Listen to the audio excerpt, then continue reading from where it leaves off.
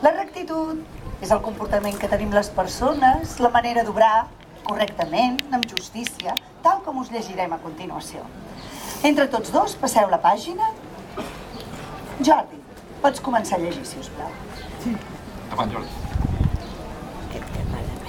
És ser bona, gripant, lobo. Ja està bé. Bé, esforça't una miqueta més a la lectura. Sí, no. Bé, aquesta primera regla la llegirem tots plegats. Endavant, doncs. Aixecar-se de llit, encendre